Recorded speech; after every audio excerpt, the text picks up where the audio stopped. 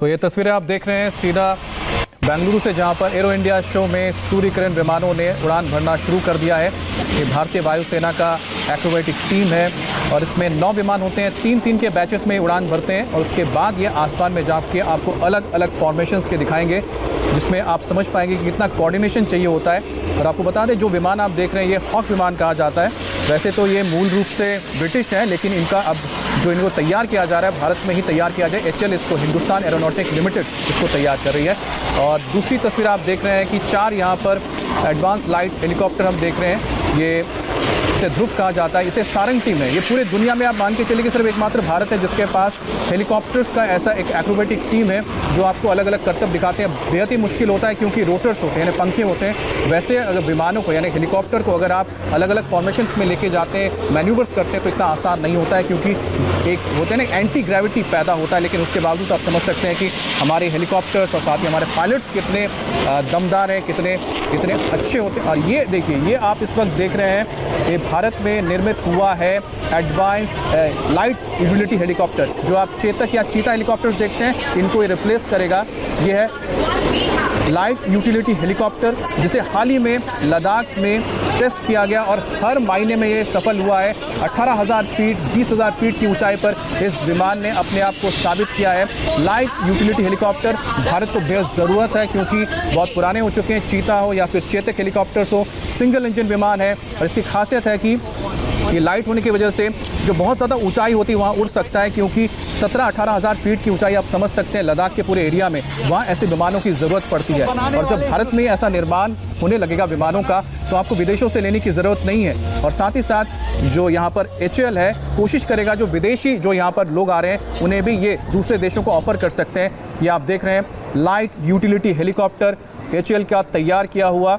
और इसमें सबसे अच्छी बात यह है कि इसके जो ज़्यादातर इसमें कंपोनेंट्स हैं वो भारत में तैयार किए गए हैं। और भारत के हिसाब से ही ख़ास तौर पे हमारे आर्मी को क्या चाहिए, हमारे एयरफोर्स को क्या चाहिए, हाई ऑल्टीट्यूड एरिया में किस तरह के, जहाँ पर माइनस में टेम्परेचर चला जाता है सर्दियों में, और साथ ही साथ हमारा जो वेस्टर्न बॉर्डर है यानी रेगिस्तान, जहाँ पर 50 डिग्री के ऊपर गर्मियों में चला जाता है तापमान, तो ये दोनों जगह पर काम कर सकता है, यानी कि एक्सट्रीम हीट और एक्सट्रीम कोल्ड। और साथ ही साथ ये बता रहा है कि इसकी एजिलिटी यानी कि कितना लचीला है कि किसी भी तरह से ये अपने आप को ज़रूरत पड़े तो इसके रोल को भी आप बदल सकते हैं। क्योंकि भारत में जब आप इस तरह से हेलीकॉप्टर्स का निर्माण करते हैं तो आप इनको सेमी कॉम्बैट रोल भी दे सकते हैं, जिसमें ये जो ऑपरेशनल एरियाज़ है वहाँ पर जाकर भी काम कर सकते हैं। तो यहाँ पर आत्मनिर्भर भारत की तस्वीर आप देख रहे हैं, लाइट यूटिलिटी हेलीकॉप्टर जिसे HAL ने तैयार किया है। और सबसे बड़ी बात यह है कि इस हेलीकॉप्टर ने अपने आप को साबित कर दिया है। जो सबसे एक्सट्रीम कंडीशन है पूरे दुनिया में, आप समझ सकते हैं, वो है लद्दाख, जहाँ पर 16,000 फीट, 17,000 फीट, 18,000 फीट की ऊंचाई पर हमारे बेसेस होते हैं। वहाँ पर जाके इसने अपने आप को साबित किया है। और सबसे बड़ी बात है, सियाचिन जो हाईएस्ट बैटल ग्राउंड है, वहाँ पर भी ये लाइट यूटिलिटी हेलीकॉप्टर ने अपने आप को प्रूव किया है। राघवन हमारे साथ जुड़े हैं। राघवन, इस वक्त हम लाइट यूटिलिटी हेलीकॉप्टर को देख रहे हैं, इसको लेकर भी बहुत उत्सुक होंगे HAL वाले, क्योंकि वो कोशिश कर रहे हैं शायद भारतीय सेना के साथ साथ जिसे दूसरे देशों को भी वो बेचना चाहते हैं। जी बिल्कुल, हमें देखिए जो फ्रेंडली नेशंस हैं उन्होंने इसकी खरीद के लिए बातचीत भी शुरू कर दी है, क्योंकि इसकी ताकत आप देख रहे हैं, जिस तरह से मैन्यूवर अब आप दिखा रहे हैं। थोड़ी देर पहले, कुछ सेकंड पहले जो नोज डाइव आपने देखा होगा, बहुत ही कम ऐसे ALH होते हैं जो इतने प्रिसिशन के साथ ऐसे मैन्यूवरिंग कर सकते हैं। जैसा आपने बताया कि दुर्गम इलाकों में इसका बहुत अच्छा इस्तेमाल हो सकता है, कॉम्बैट फॉर्मेट में भी, और उसके अलावा सर्वेलेंस, रेस्क्यू और सर्च ऑपरेशन में भी LUH यानी लाइट यूटिलिटी हेलीकॉप्टर का इस्तेमाल हो सकता है। आप एक बार फिर देखिए किस तरह से रोटरी विंग की मदद से स्ट्रेट जो है टाइम क्लिप जिसको बोलते हैं उसको करने की कोशिश यहाँ पर LUH की तरफ से की जा रही है। और यही एक खासियत है ऐसे हेलीकॉप्टर की, जैसा आपने बताया कि पूरी तरह से आत्मनिर्भर भारत की ताकत को दर्शाता LUH अब यहाँ पर लोगों के सामने अपने हैरत अंगेज करतबों को दिखा रहा है। जो LUH की हम बात कर रहे हैं, LUH यानी कि लाइट यूटिलिटी हेलीकॉप्टर, शायद इसको सिविलियंस को भी ऑफर करने की बात हो रही है। HAL इसको बड़े पैमाने पे सिविलियंस को भी ऑफर करेगा। तेजस का अट्रैक्शन जी देखिए, जिस तरह का कह सकते हैं कि प्रोडक्शन लाइन जो है इसकी तैयार हुई है HAL में, बहुत ज़्यादा मुश्किल नहीं है कि इसको बहुत ज़्यादा तादाद में, बड़ी संख्या में इसका उत्पादन किया जा सके और उसके बाद इसको सिविलियंस के लिए उपलब्ध किया जा सके। फिलहाल कन्फाइन किया गया है कि ये भारतीय वायुसेना का हिस्सा रहेगा और जिस तरह का इस्तेमाल इसका भारतीय सेना की तरफ से हो रहा है, बहुत काफ़ी जितने भी आर्म्ड फोर्सेस के अधिकारी हैं इस हेलीकॉप्टर LUH इससे काफ़ी संतुष्ट दिख रहे हैं। आप देखिए, अब LUH अपनी लैंडिंग यहाँ पर कर रहा है। उसके बाद जो पोजीशनिंग सूर्य किरण और सारंग ने ली थी वो अब यहाँ पर आपको फिर उड़ते हुए नजर आएंगे। अपनी शानदार एरोबेटिक जो है वो डिस्प्ले आपको दिखेगा। यहाँ पे आप देखिए LUH अब यहाँ पर लैंड करता हुआ, उसके बाद पोजीशनिंग हो गई है सूर्य किरण की और उसके बाद चेतक और चीता की जगह लेगा। ये आपने भी जिक्र किया था क्योंकि वो पुराने हो चुके हैं। LUH जो है उनको रिप्लेस करने के लिए बनाया गया है और शानदार प्रदर्शन इसका अब तक सेना में रहा है। अमित जी, जिस तरह से आप ये तस्वीरें दिखा रहे हैं, इसे देखकर गर्व होता है कि जो लगातार हम आत्मनिर्भर भारत की बात करते हैं और खास तौर पे डिफेंस सेक्टर में भारत को आत्मनिर्भर होना बेहद ज़रूरी है, क्योंकि अगर हम दुश्मनों को धूल चटाना चाहते हैं तो हम विदेशी, यानी जो विदेशी हमारे हथियार हैं उन पर हम निर्भर नहीं कर सकते। भारत में खुद को तैयार करना होगा। इस वक्त जो दो तस्वीरें देख रहे हैं, एक तरफ लाइट अटैक हेलीकॉप्टर और दूसरा है ये लाइट यूटिलिटी हेलीकॉप्टर, ये दोनों भारत में ही निर्मित हैं और दोनों ही बहुत जल्द आपको भारतीय सेना में नजर आएंगे। अटैक हेलीकॉप्टर की बात इसलिए कर रहे हैं कि दुनिया में बहुत ही कम देश हैं जिन्होंने अपना कोई अटैक हेलीकॉप्टर तैयार किया है और हमारे पास फिलहाल जो अटैक हेलीकॉप्टर है उसमें एक Mi-35 है जो हमने रशिया से लिया था, बहुत पुराना हो चुका है, और दूसरा जो आधुनिक हमने लिया अपाचे खरीदा है अमेरिका से। लेकिन अब हमने जब खुद अपना अटैक हेलीकॉप्टर बना लिया जो इस वक्त आप स्क्रीन पर देख रहे हैं, इसका मतलब साफ है कि हमें निर्भर किसी पर होने की ज़रूरत नहीं है। और ख़ास तौर पर जो पूरा का पूरा तिब्बत के साथ लगा हुआ बॉर्डर है जहां पर चीन के साथ हमारे कन्फ्रंटेशंस होते हैं, वहां पर यह बहुत ही कारगर साबित होगा, क्योंकि उतने हाइट पर कोई अटैक हेलीकॉप्टर अगर रहता है तो आपका सर्विलेंस का काम करता है और साथ ही साथ ग्राउंड सपोर्ट करता है। और तीसरी चीज़ ये है कि अगर आप ज़रूरत पड़े तो दुश्मन के इलाके में जाकर अटैक करके वापस भी लौट सकता है।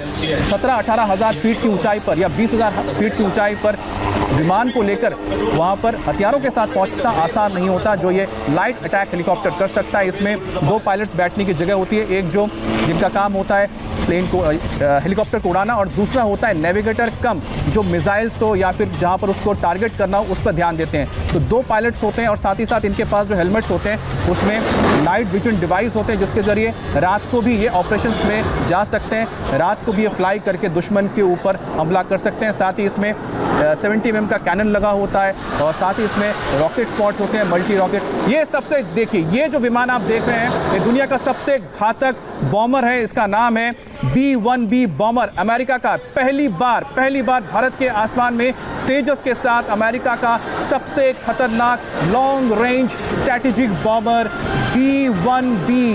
ये वो आकर्षण है जिसका इंतजार किया जा रहा था।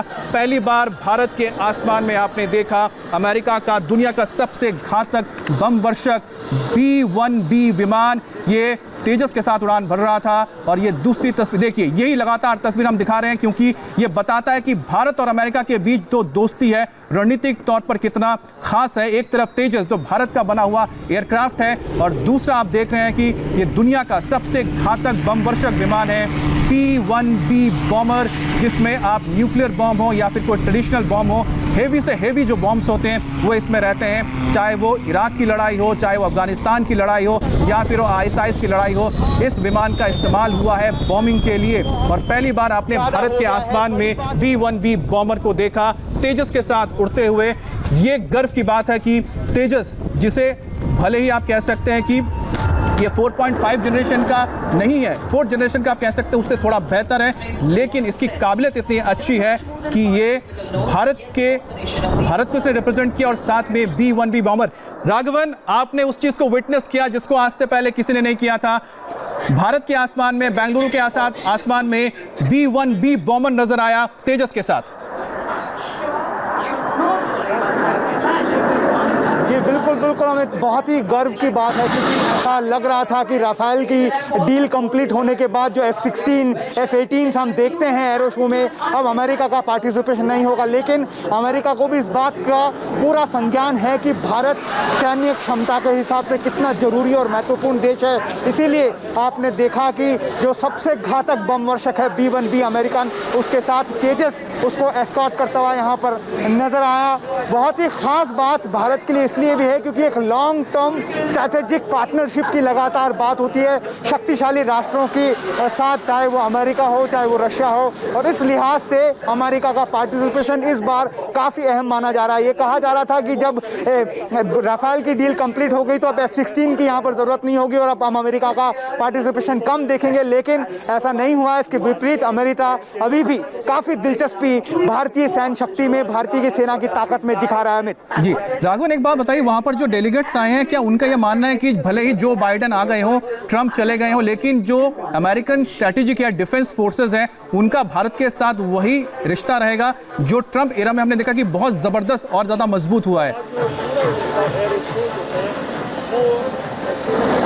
जी बिल्कुल, देखिए जितने भी 28 देश इस बार अपना पार्टिसिपेशन यहाँ पर दे रहे हैं, जो चीफ ऑफ एयर स्टाफ का जो कॉन्क्लेव यहाँ पर होने वाला है उससे साफ पता चलता है। सिर्फ 10 ऐसे, क्योंकि ये हाइब्रिड एरो शो है अमित, इसलिए 10 ऐसे कंट्री हैं जो वर्चुअल पार्टिसिपेट करेंगे। इसके अलावा 18 जो ऐसे कंट्रीज हैं जो फिजिकल पार्टिसिपेशन यहाँ पर कर रहे हैं। इससे आप अंदाज़ा लगा सकते हैं कि भारत की भूमिका जो है वो कितनी अहम है और जिस तरह का ताकत यहाँ पर हम आत्मनिर्भरता की तरफ बढ़ते हुए दिखा रहे हैं। जाहिर तौर पर जितने भी फ्रेंडली कंट्रीज हैं उन्हें जो है ये बहुत अट्रैक्ट करेगा। इंडियन ओशन से जुड़े हुए जितने भी देश हैं उनका भी एक खास कॉन्क्लेव इस एरो शो में होने वाला है। आप जैसे जैसे हम आपसे बात कर रहे हैं, सूर्य किरण और सारंग की लाइनअप जो है वो कंप्लीट हो गई है। अपने कैमरामैन से कहूँगा कि बिल्कुल पीछे जो मेरे आप देख रहे हैं 4 सारंग जो है ध्रुव हेलीकॉप्टर का जो हिस्सा होते हैं वो यहाँ पर आपको नजर आएंगे। इसके बाद पहली बार अमित ऐसा हो रहा है कि दोनों रोटरी विंग और फिक्स विंग यानी हेलीकॉप्टर और एयरक्राफ्ट कॉम्बाइंड एयर डिस्प्ले कर रहे हैं। अब तक हमने देखा था कि सूर्य किरण अलग और सारंग दोनों ही देश की भारतीय वायुसेना की जानी मानी एरोबेटिक टीम्स हैं जिन्होंने दुनिया भर में 400 से ज़्यादा एरो शो किए हैं। आप देखिए दोनों एक साथ कंबाइंड एयर डिस्प्ले में नजर आ रहे हैं। ये एक बहुत ही दिलचस्प नज़ारा है और पहली बार एरो शो में ऐसा हो रहा है जहां पर आप सूर्य किरण और सारंग को एक साथ एरोबेटिक डिस्प्ले करते हुए यहाँ पर आप देखेंगे। अमित, सारंग की बात कर लें, आपने बहुत ज़्यादा जिक्र किया था हेलीकॉप्टर का। ध्रुव श्रेणी के हेलीकॉप्टर हैं, काफ़ी महत्वपूर्ण जो है भारतीय वायुसेना का बेड़ा है और ये जो ताकत है ये दुनिया को दिखाती है भारतीय वायुसेना अपने सारंग एरोबेटिक टीम्स के जरिए कितना क्लोज आप देख सकते हैं फॉर्मेशन यहाँ पर है। एक बार फिर वो दूसरे फॉर्मेशन के दूसरे मैन्यूवर की तरफ के लिए लाइनअप करने के लिए सारंग आप यहाँ से आप जो डिस्प्ले एरिया है वहाँ से दूर जाते हुए देखेंगे। इसी तरह से सूर्य किरण को भी आपने देखा होगा। एक गर्व की बात यह भी है कि पूरे दुनिया में भारत के पास ही एक हेलीकॉप्टर एक्रोबेटिक टीम है। दुनिया में और किसी के पास ये है नहीं हेलीकॉप्टर।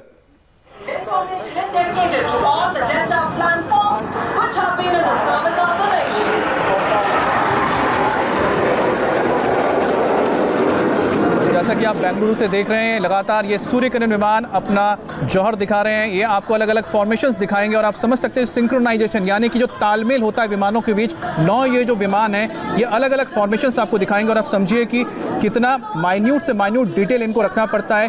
हल्की सी भी चूक बहुत बड़ा एक कोई एक्सीडेंट हो सकता है। इसलिए आप समझ सकते हैं कि कितनी ट्रेनिंग होती है और इनको प्रिसाइसली हर एक मूव करना पड़ता है, तब जाके आपको आसमान में इस तरह का फॉर्मेशन नजर आता है। राघवन,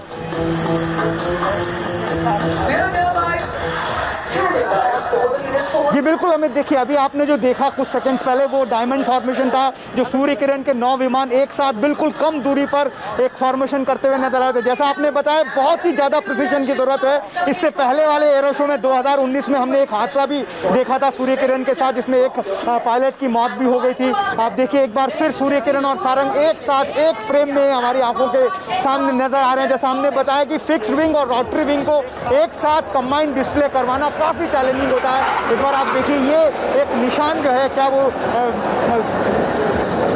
एरो फॉर्मेशन जो है आप सूर्य किरण के यहाँ पर देख रहे हैं। सारंग उनके पीछे पीछे आपको नजर आ रहे होंगे। ये बहुत ही ज़्यादा जैसा आपने बताया बहुत ही प्रिसीजन की इसमें ज़रूरत होती है। बहुत कम दूरी 15 मीटर से भी कम दूरी दोनों विमानों के बीच में होती है जब वो ऐसे एरोबेटिक्स करते हैं। उस दौरान एक हल्की सी चूक एक बहुत बड़े हादसे को अंजाम दे सकती है। लेकिन हमारी ये दोनों टीमें हैं, चाहे वो सूर्य किरण हो चाहे वो सारंग हो, इतनी ज़्यादा इन्होंने महारत हासिल की है कि उस चूक से ऊपर उठकर लोगों को थ्रिल देने में, एक रोमांच देने में ये टीमें जानी जाती है। जैसा हमने आपको बताया कि 400 से ज़्यादा इंटरनेशनल एरोबेटिक शोज इन दोनों टीमों ने अंजाम दे रखे हैं और काफ़ी जोरदार इनका स्वागत दुनिया के हर कोने में जहां पर भी एयर डिस्प्ले होता है किया जाता है। आप देखिए एक बार फिर अकेले सारंग को यहाँ पर देख पा रहे हैं। एक और मैन्यूवर के लिए ये डिस्प्ले एरिया से दूर लाइन अप करने के लिए जा रहे हैं अमित। जी बिल्कुल राघवन, और ख़ास बात यह है कि जो ये सारंग हेलीकॉप्टर्स हैं इसमें एक मोर बना हुआ है। मोर हमारा राष्ट्रीय पक्षी है और साथ ही साथ जो ये हेलीकॉप्टर भी देख रहे हैं ये भी भारत में निर्मित है। तो दोनों एक तरह से हमारे राष्ट्र का प्रतीक है, हमारे राष्ट्र की ताकत, और साथ ही साथ जो ये करतब दिखाते हैं वो हमारी खूबसूरती है, इसलिए वहाँ उसमें आपको मोर भी नज़र आता है। तो एक मिश्रण है भारत की संस्कृति का भी और भारत की आधुनिक तकनीक का भी, जो इस वक्त हम देख रहे हैं बेंगलुरु के आसमान में। और अब से थोड़ी देर में आपको दिखाएंगे किस तरह से जो सूर्य किरण विमान है वो आपको अलग अलग फॉर्मेशंस दिखाएंगे। ये देखिए, ये अलग अलग फॉर्मेशन। आप बताइए राघवन। जी बिल्कुल, आप देखिए एक बार फिर स्क्रीन के सामने सारंग जो है वो अपना खास मैन्यूवर जो फिक्स्ड, और एक आप देखिए किस तरह से क्रॉस ओवर हो रहा है। एक और सारंग का 3 सारंग और उसके साथ में चौथा सारंग उसको बिल्कुल पास से क्रॉस ओवर करता हुआ। ये एक बहुत ही डिफिकल्ट मैन्यूवर है हमें, जिसमें सिर्फ रोटरी विंग के जितने भी एयरक्राफ्ट होते हैं उनके लिए, लेकिन सारंग बहुत ही आसानी से, सहजता से ऐसे मैन्यूवर को यहाँ पर कर पाते हैं। हमारे लिए ये बहुत ज़्यादा दिक्कत भरे नहीं लगते हैं, लेकिन जो पायलट्स इन जहाज़ों को भी उड़ा रहे हैं, हेलीकॉप्टर्स को उड़ा रहे हैं, उनको ये ध्यान रखना पड़ता है कि जरा सी चूक एक बहुत बड़े हादसे को अंजाम दे सकती है। एक बार फिर आप सूर्य किरण को यहाँ पर देख सकते हैं। एक और जो मैन्यूवर है, 2 विमान आगे, 5 विमान बिल्कुल उनके पीछे और 2 विमान, एक टेल फॉर्मेशन जिसको कहा जाता है, उसके साथ यहाँ पर जो उड़ान भरते हुए सूर्य किरण के ये 9 जहाज यहाँ पर नजर आ रहे हैं। जैसा आपने बताया कि ये इंटरमीडिएट जेट ट्रेनर हैं। इसमें उड़ान भरने के बाद, इसमें ट्रेनिंग होने के बाद ही जो हल्के लड़ाकू विमान है उसमें पायलट जो है वो ग्रेजुएट करते हैं। इसीलिए दोनों ही, चाहे वो सारंग हो चाहे वो सूर्य किरण हो, दोनों ही विमान ट्रेनिंग के लिहाज से और यूटिलिटी के लिहाज से काफ़ी अहम स्थान रखते हैं। और यही वजह है कि ये 2 विमान हमेशा एरोबेटिक टीम का हिस्सा रहते हैं। जैसा हमने आपको बताया 2001 में जो ट्रेनर जेट्स हैं अमित, उसकी कमी की वजह से सूर्य किरण का डिस्प्ले बंद कर दिया गया था, लेकिन उसके बाद जब हॉक M132 आने लगे उसके बाद फिर 2015 में ये फॉर्मेशन फिर शुरू हुआ और शानदार एयर डिस्प्ले के गवाह हम हर बार यहाँ पर बनते हैं अमित।